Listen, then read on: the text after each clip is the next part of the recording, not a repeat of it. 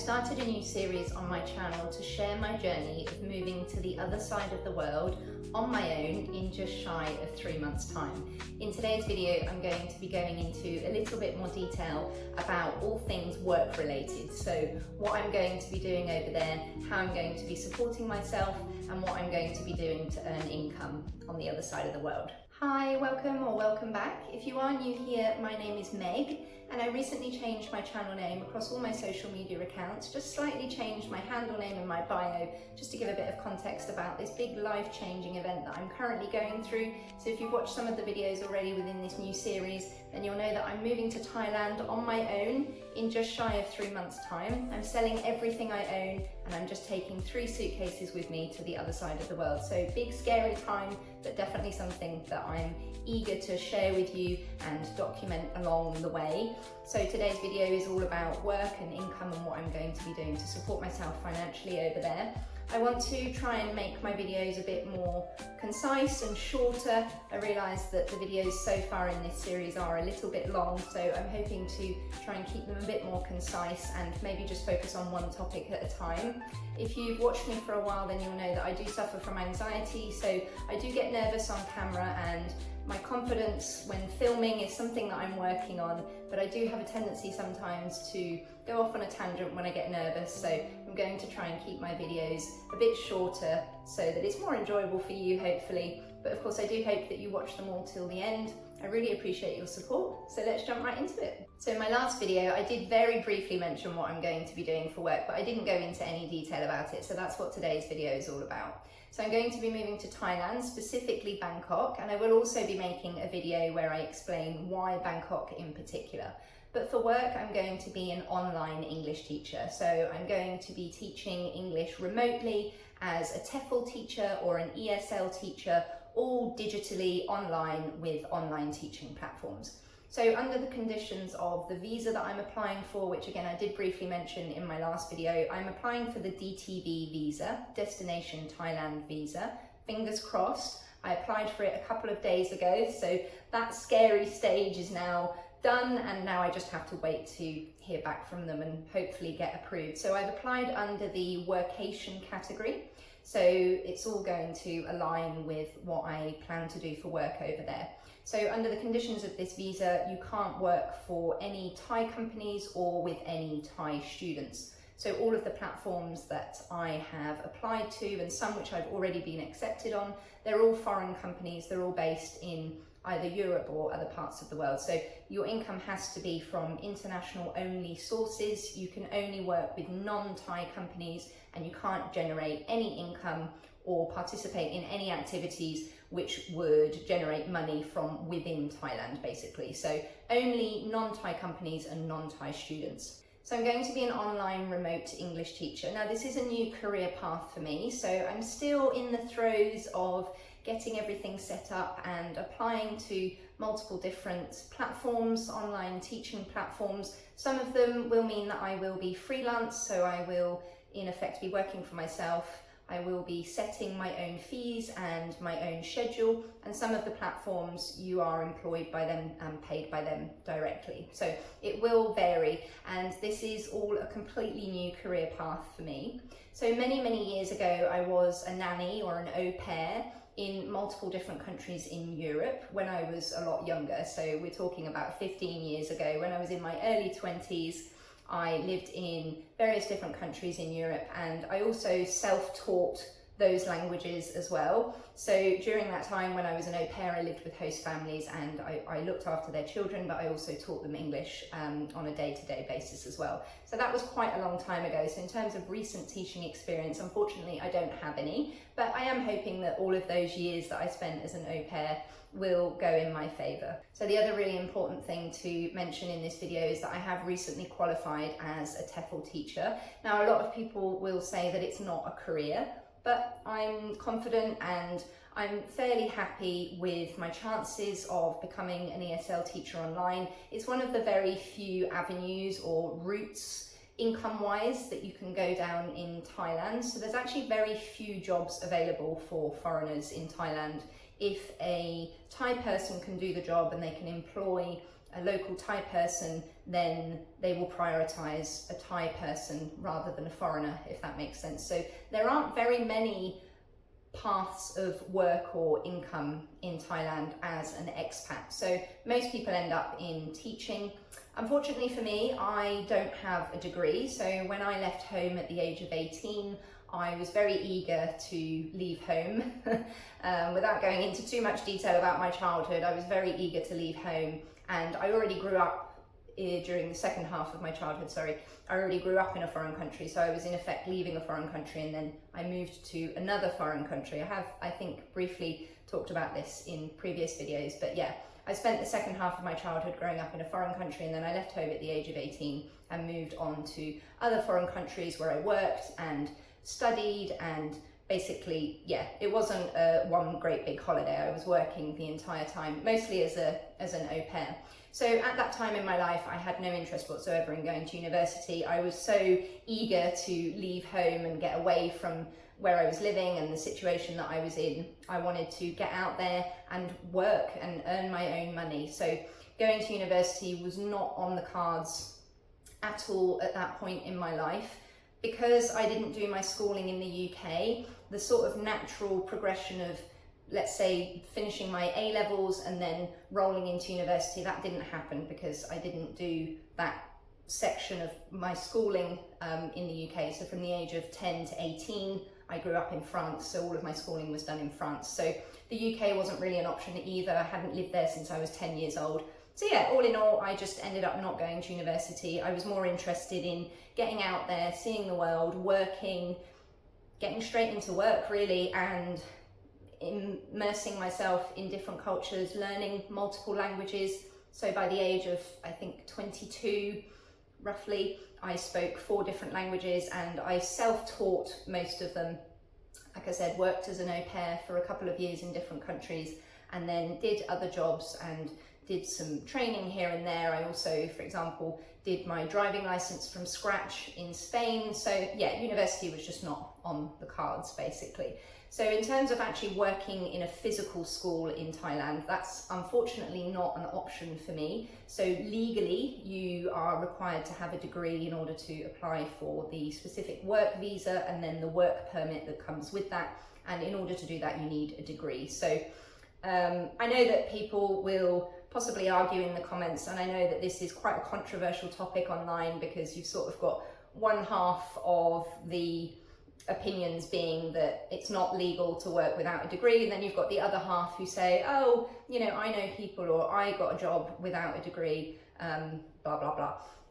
But the days of just walking into a school in Thailand with no degree and getting a job as a teacher are gone, basically. So maybe 10, 15, 20 years ago, that was an option. Now, there are loopholes that you can potentially become employed at a school as a teaching assistant as opposed to a proper teacher, and then maybe you don't need a degree for that, but from a legal standpoint and from a visa point of view, you are required to have a degree. So I know that people say that you can get a job in Thailand in a school without a degree, but for me personally, I would not advocate or recommend that you go down that route. So therefore, that's not advice that I would personally take either, if that makes sense. So I wouldn't suggest to you to go to Thailand thinking that you can get a job in a school without a degree.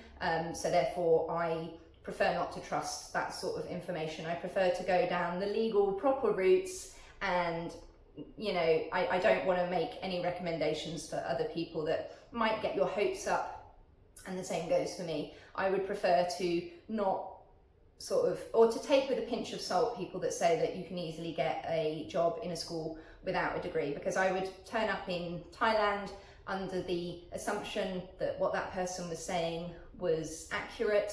I would, you know, try and get a job in a school, and I would probably very quickly be disappointed and find out that actually that's not possible. And then I have to deal with the consequences of that. You know, John Doe or whoever on Facebook who said, oh yeah, you can get a job in a school without a degree, he won't be affected by that, or she or whoever won't be affected by me turning up there and realizing that actually I can't do that, or I have to do it illegally, which is not something I would recommend. Therefore, that's not the sort of advice that I want to take. So it's definitely possible that I could get a job as a teaching assistant in a school over there, and maybe there are loopholes which could make it possible, but I would just prefer to, stick to the rules and abide by the regulations of the visa that I'm applying for specifically, like I said, the DTB.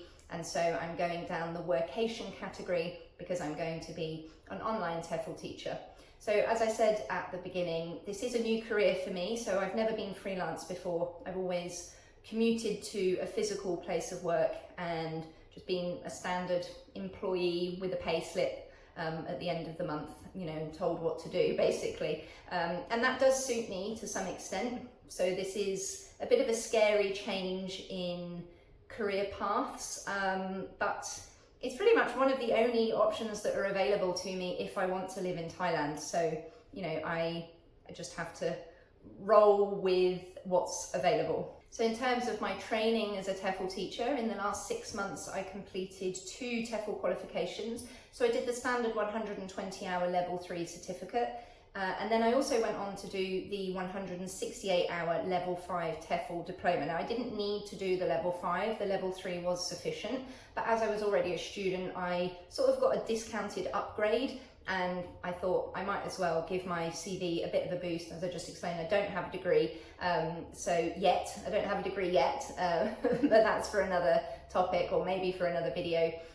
So I thought, seeing as I don't have a degree and it's going to be harder for me to find work and compete with people who already have a degree, I thought I might as well get the level 5 whilst I'm already sort of in the mindset of doing TEFL training. I thought I might as well go ahead and give my CV that extra boost. So I gained my TEFL qualifications from a reputable online provider. I personally chose not to go down the $20 Groupon certificate route.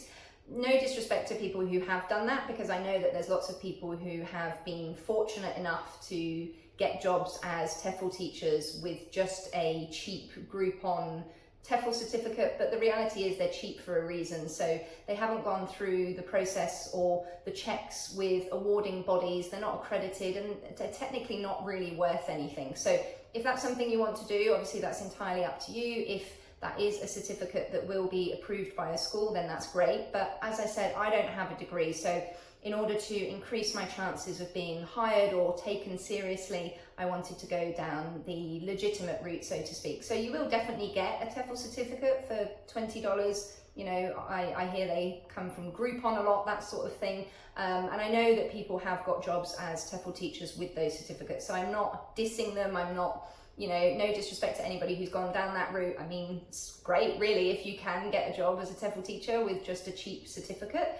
But because I don't have a degree, I wanted to try and give my CV a bit of a better look, and my certificates are accredited. You can look them up online on the official awarding body websites, so they'll also be recognised globally. I can't remember the acronyms or the specific names of the awarding bodies, but they're very popular. I can't think of what they are off the top of my head. I'll put them on the screen. But yeah, well-known, reputable accrediting bodies. So my certificates are recognised and accredited properly. So yeah, so I did those 2, and I will link the provider in the description if that's something that you're interested in. They are very popular. They're not the most expensive certificate that I could have done. I know, for example, the CELTA, I think it's pronounced CELTA, is a very expensive, popular route also to go down if you want to be an ESL or a TEFL teacher. I couldn't afford to go down that route. So I sort of chose a happy medium, I guess, with this particular online provider. So I didn't go for the cheapest option, but I also didn't go for the most expensive option. And I did the standard 120-hour level 3, which is perfectly acceptable when looking for TEFL jobs or ESL jobs. And I then, like I said, slightly bumped my CV up or boosted my CV with the level 5 as well. So I just want to point out, I am a typical Virgo. I research the bejesus out of everything. I'm very meticulous, attention to detail. I don't take risks lightly. So this isn't a new career path that I'm doing on a whim or, just throwing myself into randomly without thinking about it, without planning it through, and just turning up in Thailand on a whim and, you know, just hoping that it works out. There is absolutely the chance that it could not work out for me. That is absolutely possible. As I said, I'm still in the throes of building up my profile and my portfolio online. I've been accepted on multiple different platforms and I'm still waiting to hear back from a few others as well. So I'm going to be on at least 3 platforms, which I think is a really good start. But absolutely it could go wrong. You know, I could have researched the bejesus out of this like I have, and I could turn up in Thailand and struggle to get students. That's definitely a possibility, but there's only so much research that I can do, and at this point in my life I do just need to bite the bullet and get on with it. So I've done pretty much as much research as you can. I've gained the accredited, legitimate, proper TEFL qualifications. I've already been accepted on a couple of platforms already, and then, like I said, I'm waiting to hear back from a few others. So fingers crossed that goes well. But yeah, I'm not throwing myself into this randomly without thinking about it and just hoping that it works out. Obviously I do hope that it works out, but yeah, and I also have a couple of backup plans as well. So without going into too much about the visa, because also again I'm going to be making a separate video about the visa more specifically when I've got it, hopefully. I think that would make more sense for me to go into more detail about the visa when I've actually been approved. But yeah, there are 2 different categories within the DTV. Well, there's actually 3, but the third one doesn't apply to me. So I'm going hopefully to be approved under the workation category. That's the one that I've just applied for last week. If I'm not approved under the workation category, which is a possibility unfortunately, and I'm prepared for that, I'm prepared for the fact that because it's a new career path and I don't have a huge history of income sources within this new career path and on my platforms, because I'm still building up my portfolio and I'm still in the process of setting everything up basically. So because of that, they might not be satisfied with where I'm at the moment, if that makes sense, and they might want proof of students and proof of previous income on these platforms, which of course I won't be able to provide. So I can only provide what I have, which is my acceptance or confirmation emails. I can show them my profiles online. I can show them that they're live and they've been accepted, and you know, I can explain a bit more about my situation. Oh, that's a very loud car, I do apologize. I'm right on a main road. So if I don't get approved under the workation category, which I am prepared might be a possibility, I'll be very sad if that happens, of course, because I would really love for everything to align. You know, the DTV, it will be the correct category for what I'm doing, and it'll all, you know, align properly, if that makes sense. But if I don't get approved under the workation or digital nomad or what's the other word, freelancer category, then I will opt for the other category of choice, which is the soft power category.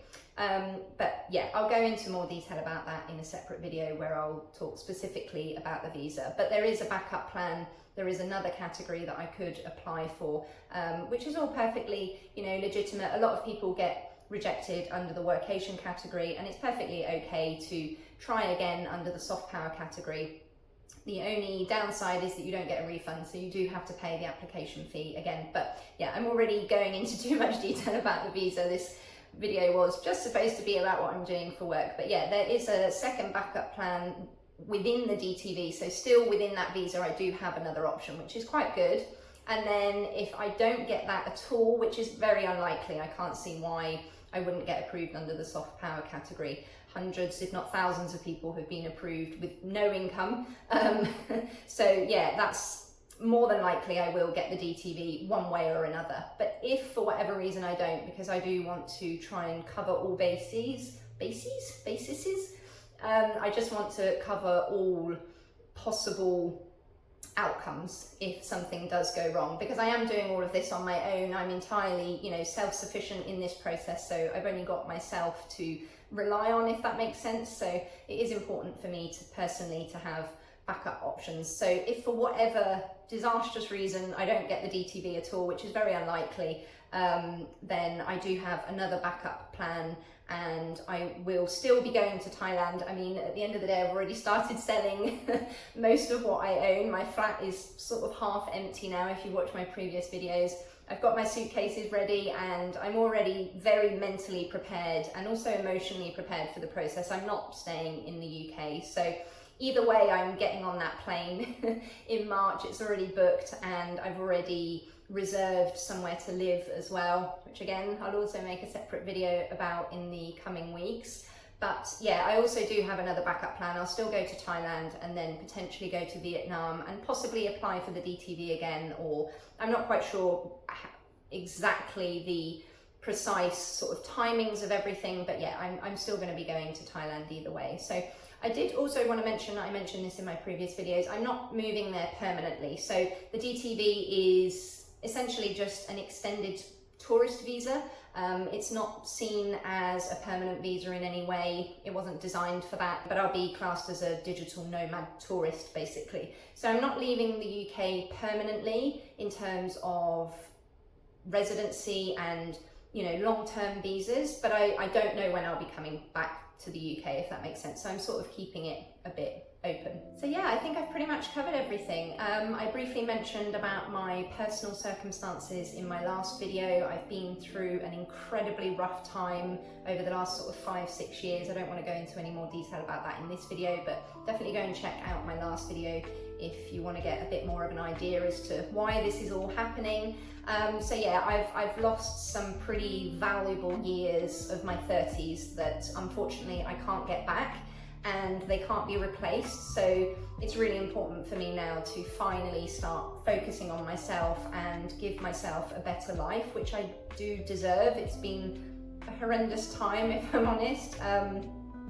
So yeah, I've lost some valuable years of my 30s that I can't recover, unfortunately, and they'll also take a lot of time for me to heal from. So yeah, now the focus is creating a better life for myself, and also giving myself a safer, more peaceful environment where I can continue to do my own personal work. You know, all of us are a work in progress. I've been in therapy for many years, so there's still lots within myself. You know, I'm not perfect by any means. There's still lots within myself that I need to work through.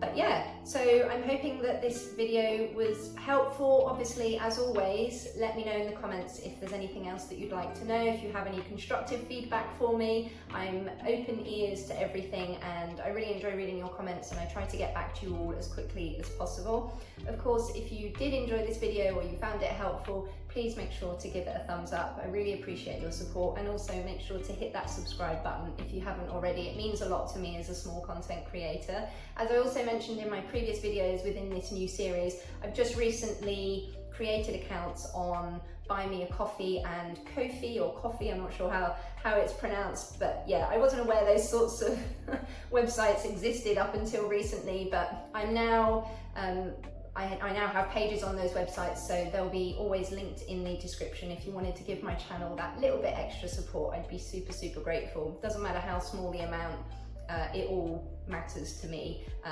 Yeah, really grateful. So they'll also be linked in my homepage and, like I said, down in the description. So feel free to go ahead and give my channel that little bit extra support if you want to. So yeah, subscribe, hit the like button, also the notification bell. This is going to be quite a big series, as you can imagine. This is quite a complex process, as I keep calling it, or a journey. So yeah, I'm really grateful if you tag along, and I also appreciate that my subscribers who were already part of this community, I know that my channel has now slightly changed paths. So I'm also really grateful to those of you that are already subscribed and you're happy to tag along on the journey, even though my content will be slightly different, but still based on the same principles. So yeah, in the meantime, take care and stay safe, and I'll see you soon. Bye.